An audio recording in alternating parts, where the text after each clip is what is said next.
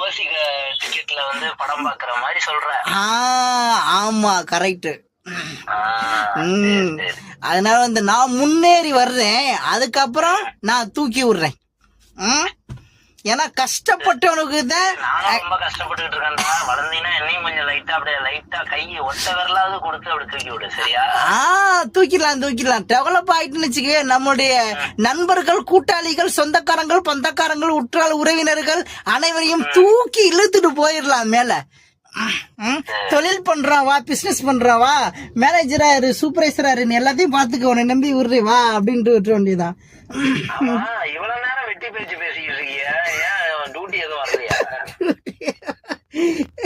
ஒரு பக்கம் வெயில் போடுது, நல்ல இந்த ஏதோ ஒரு நல்ல மரம் ஒண்ணு இருக்கு, அந்த மரத்தை கீழே போட்டு அப்படியே ஒரு வீடியோ ஒண்ணு போடலான்னு போனேன். போன் அடிக்கவும் சரி அப்படியே பேசிட்டு இருக்கேன்.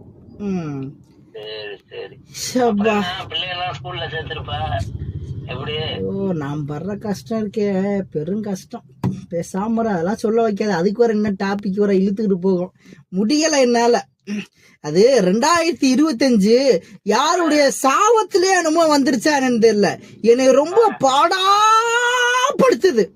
2025 மட்டும் கிடையாதுடா, 2019 எப்ப வந்துச்சு அப்பையில இருந்து நான் வந்து இங்க சாவகேட்ல தான் வாழ்ந்துட்டு இருக்கேன். அந்த கதையை கேட்காத, நீ கேட்டீங்கன்னா அதுவுமே ரொம்ப இழுத்துட்டு போவேன். ஏன்னா நான் வண்டி வாங்கினேன், என்னோட டேட் ஆஃப் பர்த் வந்து பாத்தீங்கன்னா கொரோனாடா. கொரோனா இல்ல, கொரோனாவுக்கு முன்னாடியே வாங்கிட்டேன். கொரோனாக்கு முன்னாடி நான் 1 மாசம் முன்னாடி.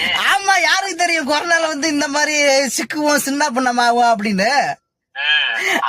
ஒரு போலீஸ்கார்ட்ட 60 குறையா சொல்றேன், ஐயா சாமி இந்த மாதிரி மேட்டர் ஆகி போச்சியா, அதுல இருந்து கொரோனா முடிஞ்சு எத்தனை வருஷம் ஆகி போச்சு, நீ இன்னும் அதே பாடு பாடிக்கிட்டு இருக்க அப்படின்னு.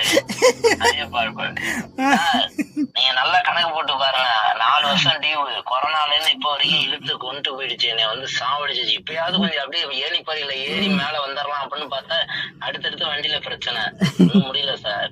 அதனால கொஞ்சம் பார்த்து பெனால்ட்டியை மட்டும் கொஞ்சம் லைட்டா கம்மி பண்ணுங்க சார் அப்படின்னு. பெனால்ட்டி எல்லாம் வந்து எனக்கு ரூல்ஸ் என்ன சொல்லியிருக்கோ அதுதான்ப்பா பண்ண முடியும், கோச்சிக்காதப்பா அப்படின்னா.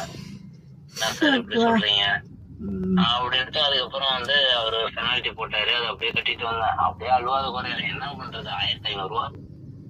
என்ன பண்றது பாப்போம், நம்ம நேரம் எப்படி இருக்கு. சரிதான், அப்புறம் என்ன விசேஷம், என்ன சங்கதிகள்? ஒன்னும் விசேஷம் இல்ல. சரி ஓகே, சரி பாரு, நானும் அப்படியே ஏதாவது டியூட்டி ஏதாவது வருதான்னு சொல்லிட்டு பாக்குறேன். சாப்பிடலாமான்னு பாக்குறேன், மணி 12 ஆயிடுச்சு. சாப்பாடு ரொம்ப முக்கியம்டா.